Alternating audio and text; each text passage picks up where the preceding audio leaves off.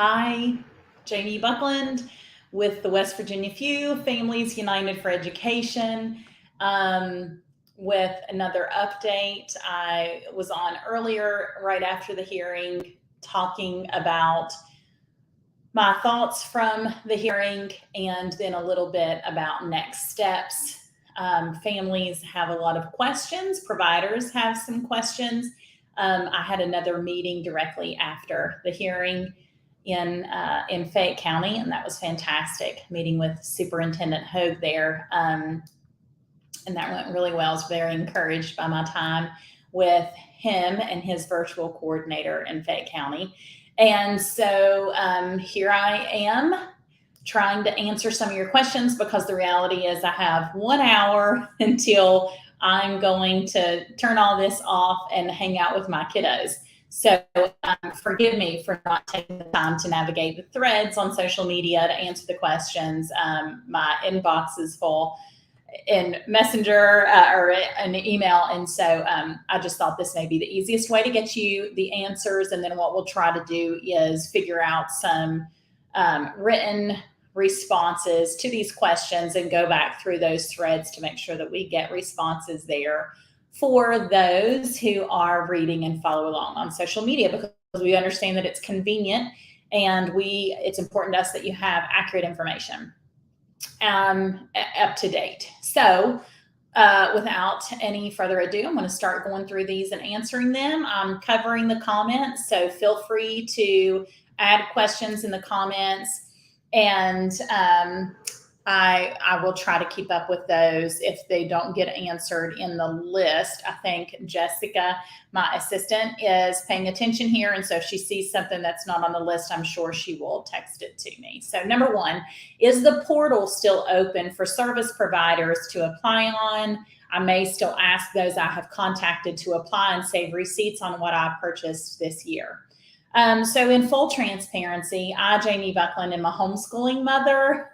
I am not an attorney. I don't have any legal advice to offer you, which is super frustrating because I wish that I were an attorney and I wish that I had the ability to give you some type of advice that carried more weight than what I can. But what I will say is that I'm not in any position to, try to litigate the scholarship and the lawsuit. We could all talk about what arguments are strong and what arguments, which ones are stronger and which ones aren't. But questions like these, the practical things, that's the space that I do occupy. So my understanding, all that being said, my understanding is that everything, we're pushing pause on the launch of Hope Scholarship in hopes that a stay will be issued by the Supreme Court once there is an appeal considered, and that we'll be able to pick up where we are leaving off. But my understanding is we are leaving off, and that with this injunction being granted, the law is enjoined, meaning it is now disrupted, if you will, and no longer intact. So in response to that, my understanding is we would push pause on the qualification of providers through the Hope Scholarship Program portal. What can we as parents of Hope Scholars do to help you? I'm going to put that one to the end, and we'll get to that point. We'll get to my needs later. If we still choose to homeschool this year and manage to pay out of pocket, will the scholarship money be available to us 23-24, or will we not be eligible for funds because we aren't in public schools? This question was brought up early on, and the reality is that we don't have this specific answer. I think at some point in time, someone from the treasurer's office may have addressed this and said, if you're eligible, you're eligible. The reality is that would depend, my understanding, on that order that is issued today, and then the terms of the stay. So I don't think we have a definitive answer. One thing to consider is that right now, these students were eligible as of this morning. They were awarded the scholarship. They were Hope Scholars. Now that the law has been enjoined and disrupted, it's no longer being implemented. And if the if there's a stay or if it's ruled constitutional and we pick up where we left off, then one theory, one school of thought could be that we pick up where we left off. And so any choices you would have made in the interim would have been in response to this injunction. Therefore, should that disqualify you when you did have a scholar awarded? Because here's the thing, like Jamie Buckland, don't have a political agenda here. We at The Few are working for families. We want you to understand your educational options. We're talking about students. We're talking about 3,000 students whose parents were making one choice. And now if they can't make that choice, they're going to have to make an alternative choice. And so, of course, we would like to have an answer to that. But unsatisfactory answer that it is, we don't know. We don't know what the eligibility criteria will be upon at the time should this be ruled constitutional. We don't know what that will look like, or at least I don't know. But it is a question that we're asking. What does the injunction mean? It means that the law is enjoined, and what that means is that it's if you think of a something on track to be completed, right? And then a disruption, it's no longer in place. So it's to disrupt it. And to push pause that, we were implementing the Hope Scholarship Program, and now this injunction is halting that. It's pausing that implementation. Will we need to submit another notice of intent for homeschooling if we plan to continue homeschooling instead of Hope Schooling? So point number one that I would make is let's not do that right now.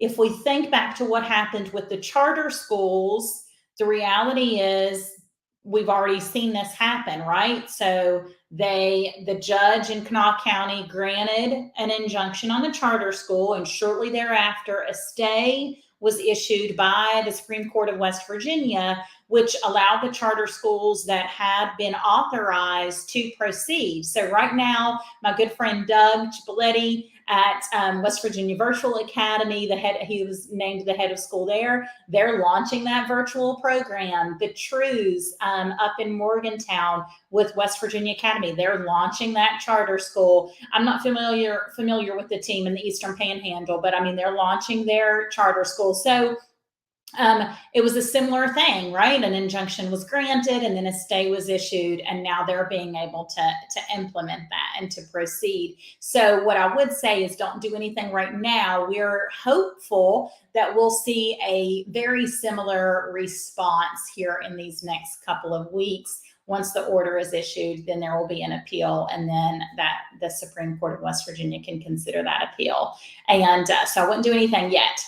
Let's say that that it doesn't go the way that we want it to go. We do need to understand our alternatives, right? I'm not going to patronize any of you and pat you on your head and tell you don't worry about it, because at the end of the day, I respect parents, and I respect that you all need to understand what the alternatives could be should we not get our way here, should it not go the way that we want it to go.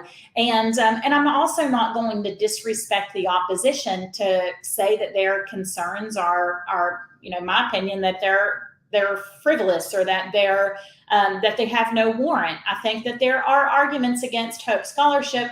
I do personally feel like it makes sense to me that it is constitutional. It is a way to provide for these families, and that it's not diverting funds from public education. But again, I'm not an attorney. I'm just a mom in Mercer County. But all that to say, if it doesn't go the way we would like to see it go, then you do need to understand your options. You would submit an exemption. Again, from the time I started working on this, I was focused on educating you on compulsory education and exemptions from compulsory education.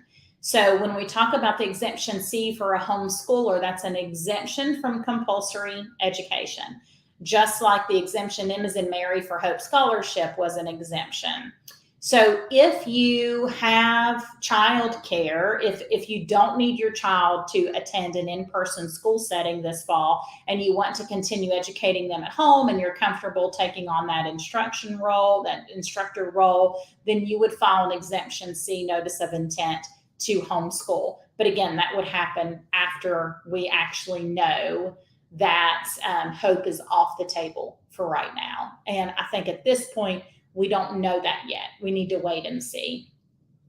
So for us first-time NOI filers, what happens to us for the school year if Hope is kicked down? My daughter isn't technically of compulsory age. I would have waited until next year to file NOI for homeschool if it weren't for Hope. Okay, so you and I are in the same boat. Same goes with my Easton. If Hope Scholarship doesn't happen, I'm not going to do anything, okay? I'm going to not file a notice of intent to homeschool because he's not at compulsory age. I'm not going to rescind anything because I want to leave that intact should this be proven constitutional and go into place at a later date. So for that answer, I would just say sit tight. I would not file a homeschool notice of exemption or notice of intent. I'm not going to do that because he's not at compulsory age. Number 8, how long will we have to wait to hear the next step? Should we continue with the EMA portal cost entries and student enrollment? Sounds like this is from a provider. My understanding is with an injunction, and of course the judge asked that the order be written or prepared by, I guess, the plaintiff's representation today, I think. I'm not sure about that, but I think that's what was happening. Anyway, and she issued that or requested that they complete an order or write the order. My understanding is that once that is filed, then an appeal can be filed, and then we would just wait to hear from them from the Supreme Court of West Virginia. So until then, my understanding is all things on the treasurer's side, step up side, everything must stop. That's my understanding. Should we continue to pull our kids out of private, put into public school in the fall to work on the 45-day eligibility, or should we wait until we hear more about the appeal process? All right. From the beginning, I have some people have been frustrated with me on my take on this. If you'll remember, I discouraged anyone from enrolling their child into public school in the spring because my personal belief was that it was going to cause unnecessary disruption on the school system and strengthen the opposition's argument. So what about in the fall? My personal belief is that if you are seeking eligibility for Hope Scholarship, I think it depends upon your student. If your student's needs are going to be met by a virtual public charter or a virtual district school, then, at that time, could you go ahead and enroll them and wait and see, possibly leave them in for that whole fall semester? What is best for the student? So I just want to qualify my answer with that.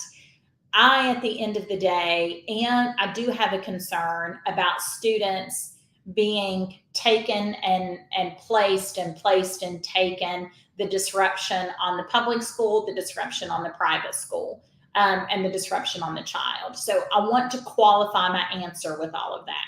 All of that being said, enrollment for public school is in August. And so if we should know by then, so that if you are going to enroll them in public school, you should be able to still do that, have them meet the 45 consecutive calendar day deadline, request an application at that time. Once the board meets, they can either approve or deny the request of that. Well, actually, I think if you become eligible, then you are eligible to apply. I don't think that's on a case-by-case basis. I'd have to look and see. But I think once you become eligible, then you are given the opportunity to apply. And so you would be able to apply at that time once the board has met and approved your request for an application. And then you would just have to keep them in school until the scholarship is awarded. And then you would receive the prorated amount to move on with Hope Scholarship. Will current approved applicants still receive funding on August 15th?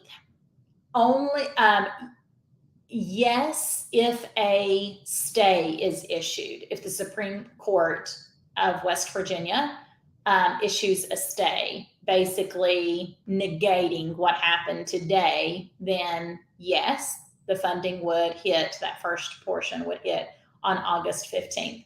If that doesn't happen, then no. We're going to have that paused until it is considered in the actual court for the lawsuit.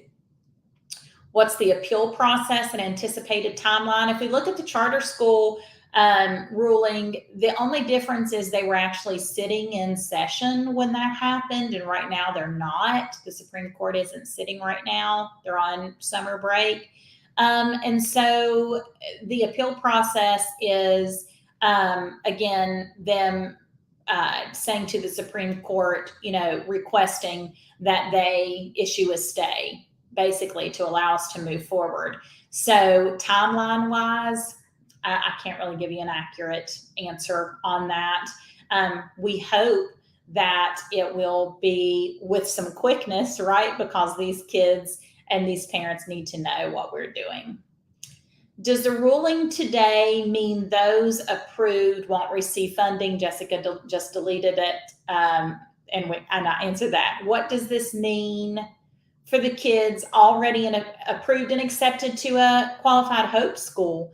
It basically means the same thing in that we don't know until, it's kind of like I'm a baseball mom, softball mom. It's kind of like you're at the bottom of the last inning that you get to play. We're softball in that our fields can't afford to give the girls lights, so the girls have to play until the sun goes down while the boys have lights on their fields. Not bitter about that at all, but it's like the sun's going down and you're the home team, and it is the bottom of that last inning. And so you still have the opportunity to come out, right? The game isn't ended. Maybe you're down by 2 runs, but there's still an opportunity there. The window for opportunity is still open, if you will. And that's kind of what this feels like, in that the game isn't over. Because of the appeal process, we still have an opportunity to come out and get a ruling that's in the favor of these kids who are going to use Hope Scholarship. Will the appeal go to a different court or judge? Yeah, today it was ruled on at the Circuit Court by Judge Tabbitt, and it will go to the Supreme Court of West Virginia.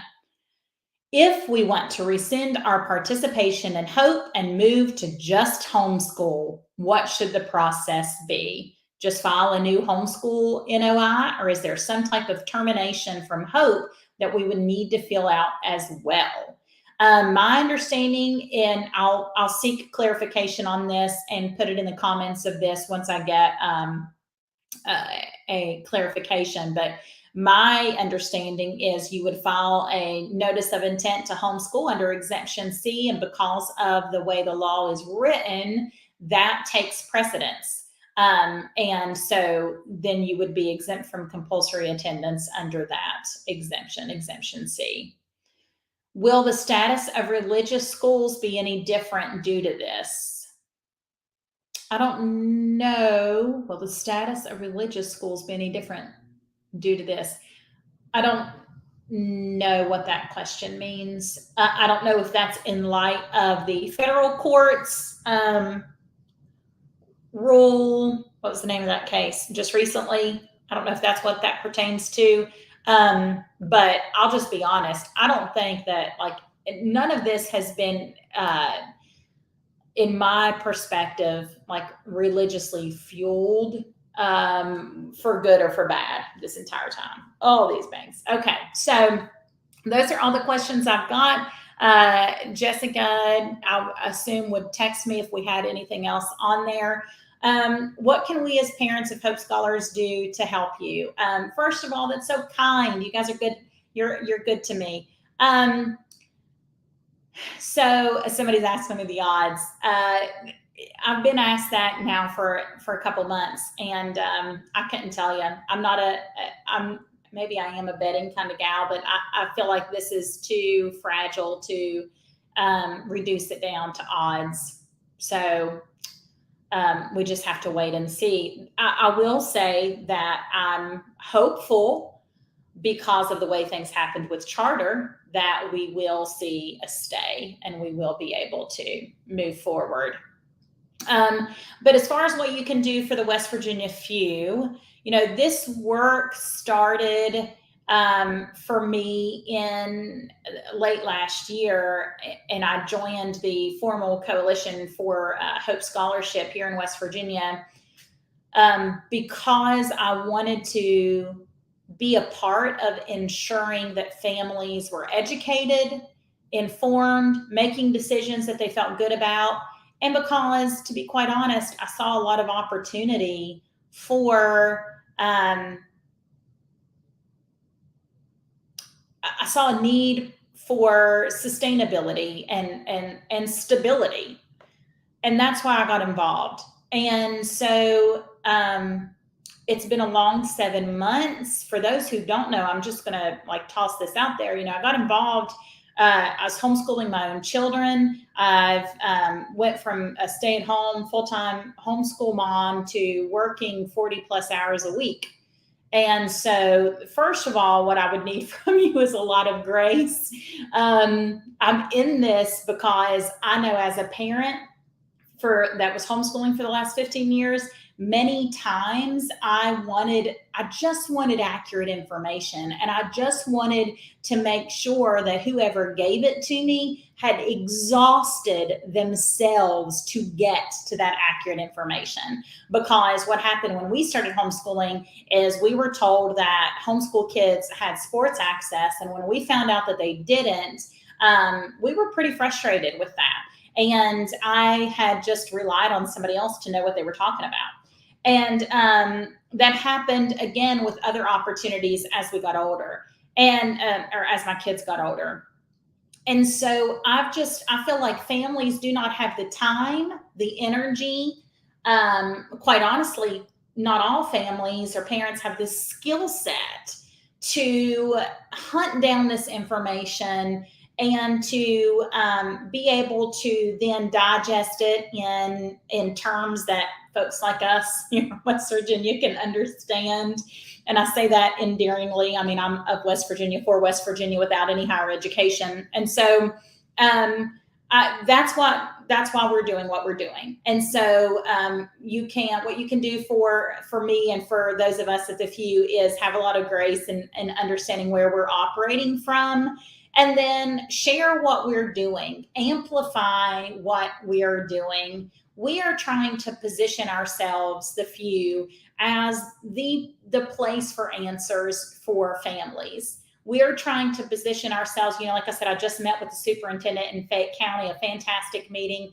I'm trying to partner with boards of education on the local level as an ally in a holistic approach to K-12 education. I don't see them as my enemy. None of this is political for me. And so, as far as what you can do to continue supporting our efforts, amplify our work, share our work so that families know that we exist. If you are friends with public school teachers who are being told one thing about Hope Scholarship that may or may not be true, have them reach out to us. Help us be a part of mending those relationships. I'm always up for those types of conversation. A lot of people get defensive over disagreement or opposition. And I tend to really like to lean into that. So if somebody feels like they have a stronger argument for something that I do, those are the people I actually want to talk to. And so I think that's how we really work on repairing relationships on that granular level, while recognizing that this is a fight at the state for parents to be able to meet the educational needs of their children. So share our work, have some grace for us. We are trying to secure funding to stay in this game. We've not done that yet. We had temporary funding. Right now, we are funded to keep working on this through the end of August. Right now, that's it. At the end of August, then all of this might just be at an end. So if you appreciate the work that we are doing and you want to support that work, we are going to launch a crowdfunding opportunity towards the end of this month. And so you'll be able to kind of support our work with donations, which is very hard for me to even say. But the reality is we've not been able to secure funding. We believe this work is valuable. We want to keep doing it. We're hoping to secure funding so that we can. If you have a testimony about how you've benefited from the work of the few, it would be great if you would share that testimony. You can leave a review on the Facebook page. Those are the ways that I feel like you can help. Last question here is, if Hope is not offered this year and we homeschool our children under just regular, okay, I feel like I've answered that previously up there, and that we just don't know yet. But those are the ways you can help, okay? So I'm at almost 27 minutes here. I was hoping to keep it under 30. Sorry, I'm long-winded and I'm tired. I drove to Charleston, sat through the hearing, and then talked with some folks afterwards, and then drove to Fayette County, and then had to drive home to Mercer County. So those are the things that you can do to help out. And again, we believe in this work. We believe in the potential of Hope Scholarship to benefit the families of West Virginia, and that's what we want to fight for, is make sure that you feel represented and heard. And we also understand that there are families who are against it, and we're here for those conversations as well. So that's all I've got. If you have any further questions, feel free to email Jamie, Jamie at wvfue.org. I will say, when it comes to social media right now, I'm dropping the ball. So if you really want to talk to me, it's best to email, or you can email Jessica at wvfue.org, and she'll make sure that you get connected with me. All that being said, thanks for tuning in. Hope this was helpful, and we'll be in touch. We are going to talk about options. We're going to make sure that you feel like you understand them. It's important to me that you understand what the variables are right now, what we're dealing with. So please do not feel like I'm just patting you on the head and saying, hush, hush, don't worry about it. That's not my posture to this at all. So you guys have a restful evening. Hug your kids, enjoy your kids. I know this feels heavy, but the sky is not falling. And nothing was final today. We were in the bottom of that last inning, but who knows? Maybe we'll get the lights on. We'll get to keep playing, right? So thanks so much. I appreciate you guys and your support of the work of the few. That's who we are, right? We are the West Virginia few. You guys have a great evening.